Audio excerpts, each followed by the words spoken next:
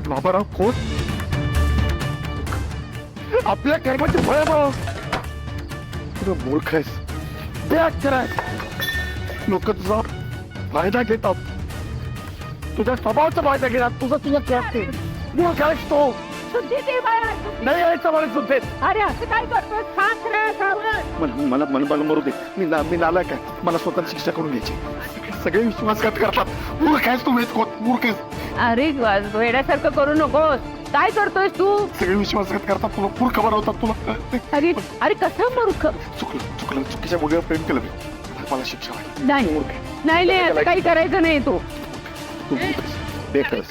तू मूर्ख आहेस. तू मूर्ख आहेस. नाही नाही काय करतोस वेड्या? नदीवर प्रेम केलं. हो हो चूक नाही असा निर्णय घ्यायचा नाही. अरे काय करतो पण? मला शिक्षा व्हायला मिळायची. तू माझं ऐकणार नाहीयेस का तू? अजय सोड. अजय सोड. मला स्वतःला शिक्षा करू दे. अरे, अजय मला शिक्षा करू दे. अजय अरे. सोड.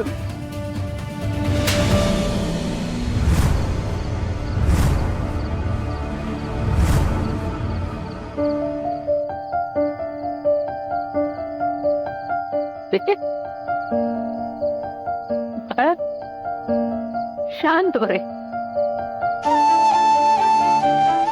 सावर स्वतःला. असं वेड्यासारखं करू नको. हेर खचणं तुला शोभा देत नाही. बस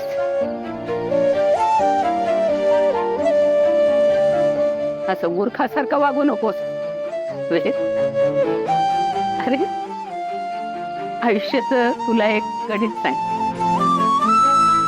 आयुष्य समांतर सरळ रेषेत जात नसतं कधी.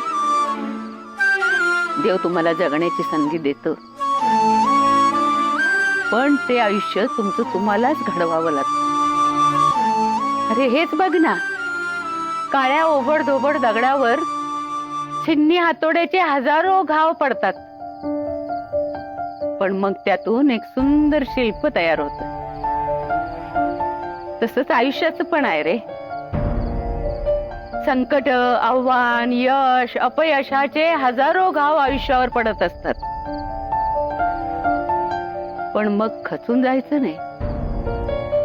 ते शांतपणे खंबीर राहून सहन करत जिद्दीनं आयुष्य घडवायचं असतं रे.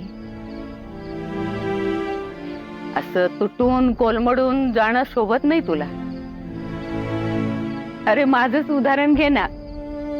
या वयात सुद्धा मी इतके आघात सहन करते, पण अशी नासधूस त्रागा करत नाही.